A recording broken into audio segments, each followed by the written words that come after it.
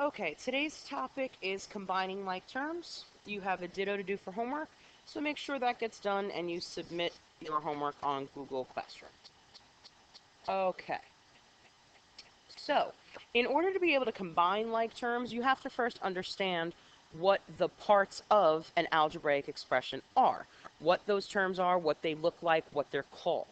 So here we have an algebraic expression in the box here, 7x plus 3 minus 5x plus 8 plus 4x minus 1. And each of these terms fit into one of our categories down here. So first we have the variable terms. Well, a variable term is any term with a variable in it, with a letter in it. So we can see in this particular problem here,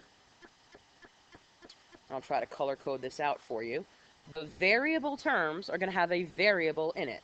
So we've got a 7x, a negative 5x. You always make sure you take your sign with your term. And we've got a 4x. Okay? So we're going to write those terms down. We've got a 7x, a negative 5x, and a 4x. Those would all be considered variable terms. Okay? Then, next to that, we have what's referred to as our constant terms. Now, constant terms are kind of the exact opposite. Constant terms are terms without a variable. So if you do have a letter, a variable, then that's a variable term. If there is no variable, no letter, that's referred to as a constant. So we can see here that we have a 3, that does not have a letter with it. We have an 8, no letter. And we have a negative 1, no letter. So all of those numbers that are just sitting there hanging out with no letter with them are referred to as constants. So we have a 3, an 8, and a negative 1. Now, one other thing we've got to discuss, so now we talked about the difference between variable term and constant term. Well, with the variable term, there's something called a coefficient. And a coefficient is just the number in front of your variable. So if you take a look at our 3 variable terms here, the 7x, there is a 7 in front of the x. Negative 5x, there's a negative 5 in front of the x. And for 4x, there is a 4 in front of the x. That number that is in front of your variable is referred to as a coefficient. So in this case, that would be a 7, a negative 5, and a 4. It is the number in front of your variable. Okay? So in order to be able to combine like terms, you need to know all of these vocabulary issues and what these terms look like. Okay, so now that we know that, what do we do to combine like terms? Well, combining like terms, you can simplify an algebraic expression by combining like terms. That's why we need to know how to do it. This means to combine common variable terms and constant terms. Simplify the expression below. So this is the same expression we were just looking at. So we had already discussed that all of these terms that have a variable with it, those are all variable terms, which makes them like terms. So they are going to all get put together. So the first thing I'm going to do is look at this and say, okay, well, how many x's are there in this problem? So we have 7 x's here, a negative 5x here, and 4x here. So I'm going to just add them all together. I'm going to combine them up. So 7 and negative 5 together, well, that's going to give me a positive 2x. And then put that together with another 4 x's, 2x and 4x, that's going to give me 6 x's all together. Now we're going to do the same thing for the constants. So for the constants, we had a 3, an 8, and a negative 1. And all that is just flat out regular pure math. We're just going to add them together. 3 plus 8, that's 11, plus a negative 1, 11 plus a negative 1 will give me 10. So by combining the like terms in this expression here, we've simplified this big long mess to 6x plus 10. Okay? So now we're going to try a few examples. Now, most of these examples here on the bottom of the page are pretty straightforward. So we're going to look at the two hardest ones together. So let's look at the last two, 7 and 8. Now, these are only the hardest because they have the most terms. Okay, the more terms you have, the more letters you have, the more combining there is to do. So if we take a look at number 7, first of all, let's identify our variable terms. So here's the problem. We've got two different sets of variables. We've got x's and y's. So make sure you're only putting what is alike together. So here's x's, here's x, here's x. They'll all go together. Here's y's, here's y's. They'll go together. And now we're literally just adding them up. So one thing to keep in mind is that this negative x right here is really a negative 1x. So if that helps you to go ahead and write that in there, you might find that makes it a little bit easier for you. So we're going to add these all up. A 5 plus negative 1, that's going to give me 4. 4 plus 3, that's going to give me 7 for the x's. So we have 7x. So now we're going to do the same thing with the y's. We have 7y here, and we have 2y here. Add them up. 7 plus 2 is 9y's. And now this is as good as we can get, because these two terms sitting in front of me, they are not like terms. One is an x, one is a y, so we cannot put them together. We did the best we could. Okay? So now we got something similar going on in number 8, except in number 8 we don't have x's and y's, we have a's and b's. Alright, so I'm going to find all my a's. Here's an A and an A. They'll get put together. Find my b's. They'll get put together. So again, once you have identified what those like terms are, all you are doing is adding those coefficients together.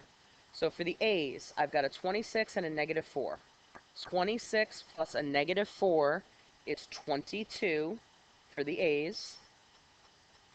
And then for my b's, I have a 2 and a 10. 2 plus 10 is 12 for the b's. And just like in number 8, I cannot go any further than this, because since A and B are not the same letter, I cannot put them together. Okay? So take a second, give yourself a minute to try the rest of those questions there, and then you can go ahead and check out your answers. So just pause the video and give those a shot. Okay, all of the answers in orange are the questions you were trying on your own. Take a second and check those out.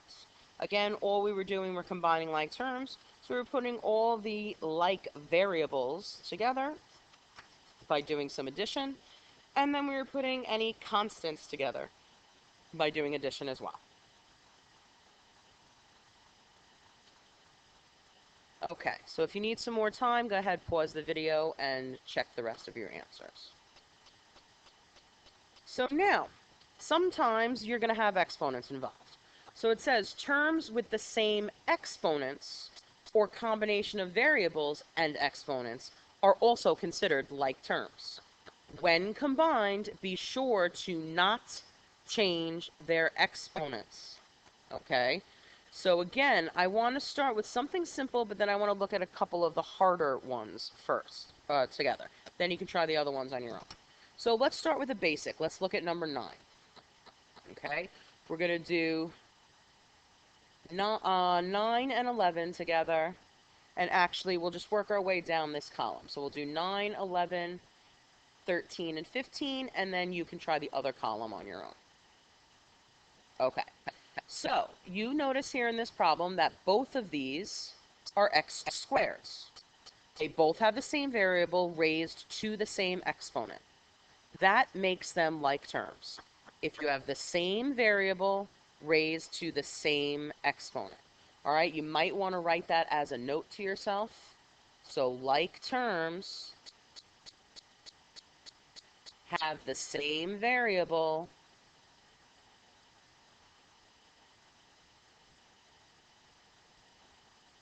raised to the same exponent.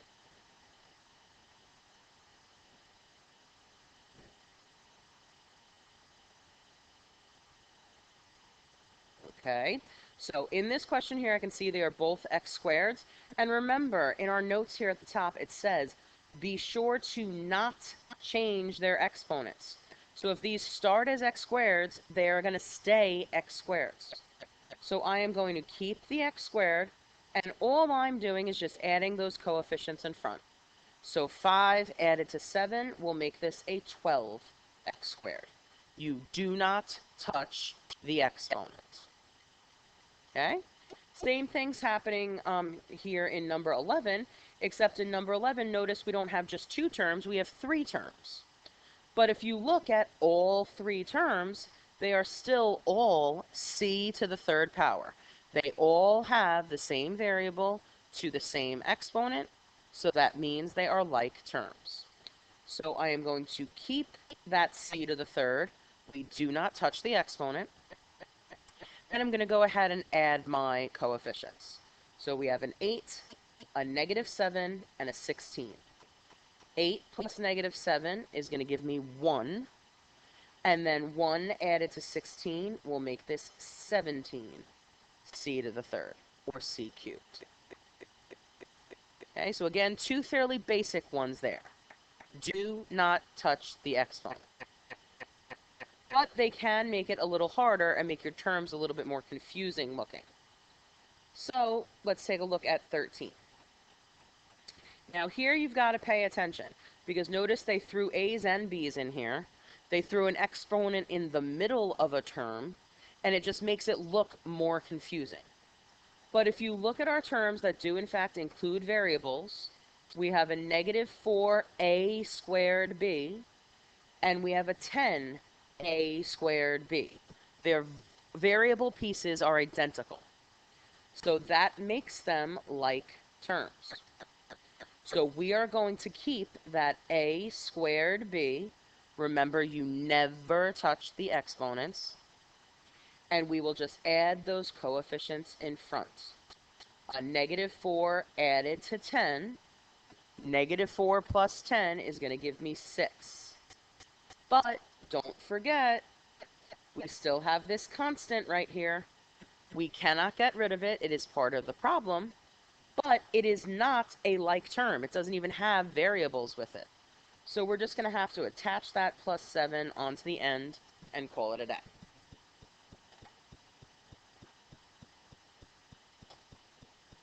Okay? So the more terms, the more exponents you have, the more complicated the problem is going to be. But it really isn't difficult math. It's just that you have to be careful and read your problems carefully. All right, so one more, and then you can try the other column on your own. Here on the bottom here, number 15, notice I see an a squared. I see a b squared. So 2 different variables right there. We're not going to be able to do anything with those. And then I see ab as an algebraic variable term. So really the only like terms we have in this problem are this 7ab and this -10ab. They both have that identical variable piece of ab. So those are going to be the only 2 terms that can get put together. So we are, excuse me, we are going to bring down the a squared.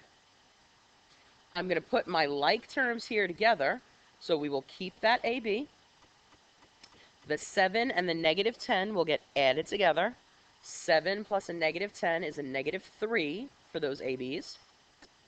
And then I'll bring down the b squared. And that is the best we can do.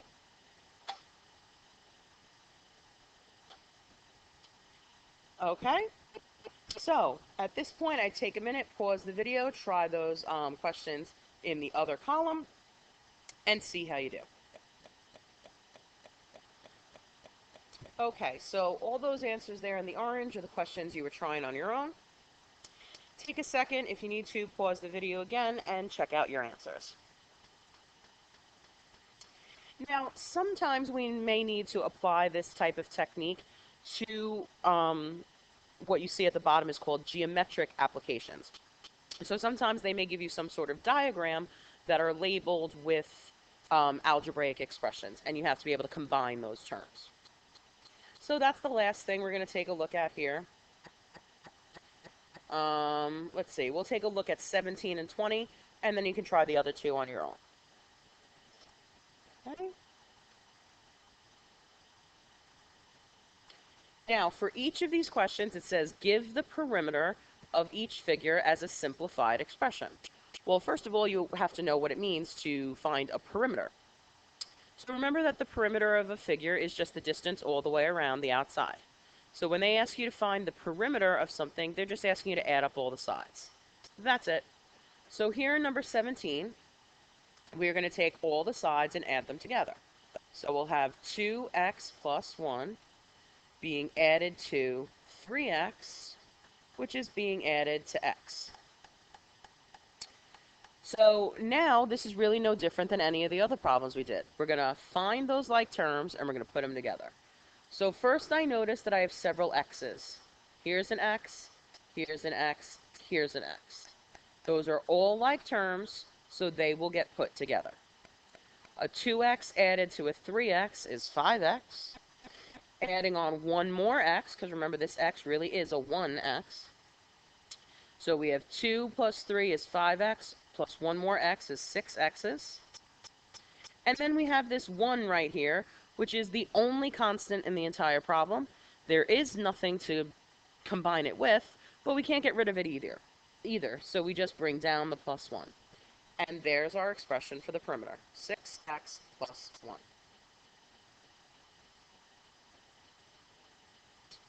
Okay, now we're going to do the same thing with number 20. Okay, here you can see we have a trapezoid, so there's more sides, there's 4 sides. You can also see that the terms or the algebraic expressions that they're using to represent each of the sides are a little bit more complicated, but it is still just combining like terms. All right? So let's take a look at 20 here. I know I'm going to add up all of these sides. All right? So first, I'm just going to try to find some things that are alike.